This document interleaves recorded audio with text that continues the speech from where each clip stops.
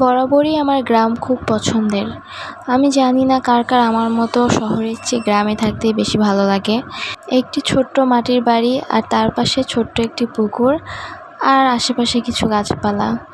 এই তো, এতটুকুই আমার স্বপ্ন। ইনশাআল্লাহ একদিন আমি আমার এই স্বপ্নটা পূরণ করতে পারবো। তো যাই হোক, আসসালামু আলাইকুম সবাইকে। আমি সেদিন আমাদের গ্রাম ছেড়ে একটু দূরে আরেকটা গ্রামে ঘুরতে গেছিলাম। তো আমি কোনো গ্রামে ঘুরতে গেলে সেখানকার বিল আগে দেখতে যাই, বিলগুলো কেমন এটা আমি দেখতে যাই। তো এই গ্রামের বিলটা নাকি একটি নদীর চরের উপর, মানে নদীর চরের উপর বিল। তো এই জন্যই গ্রামে আমরা ঘুরতে গেছিলাম বিল দেখার জন্য। আর এই যে দেখতে পাচ্ছেন পেয়ারা বাগান, এই পেয়ারা বাগানটা আমরা যেখানে ঘুরতে আসছি সেখানকারই, মানে ওই লোকেরই। তো ওনাকে বলে শেষে আমরা পেয়ারা নিয়েছিলাম।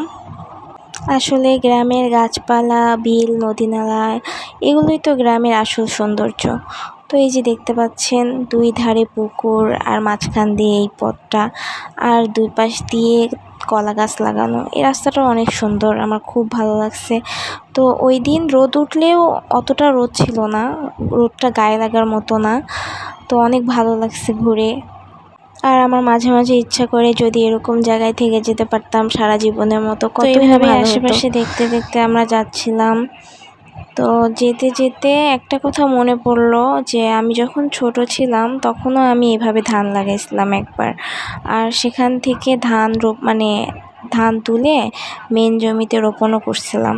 তো এগুলো কথাই আমার দাদির সাথে আলোচনা করতেছিলাম যে আমি ছোটোবেলায় এইভাবে ধান লাগাইছিলাম, আমার মনে আছে। তো এই যে আমরা চলে আসছি, আসলে এই যে এটি সেই বিল। মেনলি এটা একটা নদী, ওই নদীতেই বিল করছে মানুষ। নদীর চরে মানুষ সব কিছু ফসল রোপণ করে। আর এই যে দেখতে থাকুন।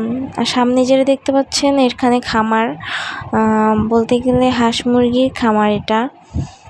আর এই যে দেখুন হাঁস মুরগির খামার।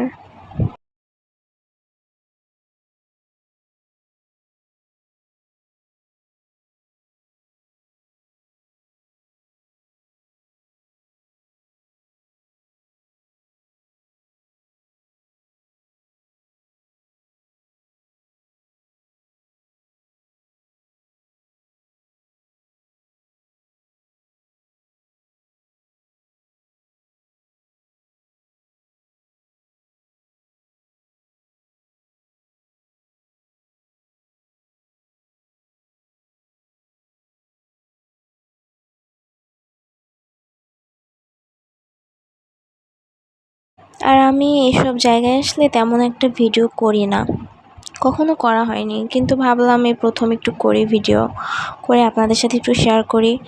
তো এই যে জায়গাটা দেখতে পাচ্ছেন কত সুন্দর, একদম বিস্তৃত একটা এলাকা, অনেক সুন্দর। এই যে এখানে আমার বোন সামনে দাঁড়ায় আছে, ও আসলে জায়গাটা উপভোগ করতেছিল। তো এই যে এখানে দেখতে পাচ্ছেন একটি ভাঙা নৌকা।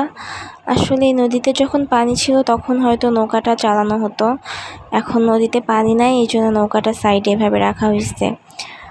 তো এই জায়গাটা এতটাই সুন্দর, আমার এত ভালো লাগছে এখানে এসে, মনে হচ্ছে আমি এখানেই থেকে যাই। তো আমার দাদি আমাকে বলতেছিল আরেকটু সামনে যেতে, সেখানে নাকি কচু গাছ আছে। তো কচু গাছের নিচে যে কচু লতি হয় ওই লতিগুলো তুলবে এই জন্য। তো আমিও বললাম যে ঠিক আছে আরেকটু সামনে চলো দাদি।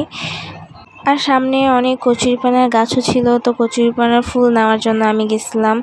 তো এই যে দেখতে পাচ্ছেন কচুরিপানার গাছ। আসলে গ্রামের প্রতিটি জিনিসই এত সুন্দর, সব কিছুই ভালো লাগে। এই যে ফুলটা, এখন নাম মনে পড়তেছে না, কিন্তু এই ফুলটা অনেক সুন্দর। আর এখানে কচুরিপানার ফুল দেখছি, আর আমি ফুল ছিঁড়বো না তা কি কখনো হয়? কচুরিপানার ফুলও আমার অনেক পছন্দের, দেখুন কত সুন্দর ফুলটি। তো এইভাবে দেখতে দেখতে আমার দাদি কচু গাছও পেয়ে গেছে। তো কচু গাছে আমরা তখন কচু লতি খুঁজতে শুরু করছিলাম। তো এখানে লতিগুলো একদম বড় হয়ে গেছে, একদম দেখুন পরিপক্ত হয়ে গেছে। এগুলো অত খেলে ভালো লাগবে না, রান্না করলে ভালো লাগে না। তো এই যে আজকে এতটুকুই, আল্লাহ হাফিজ।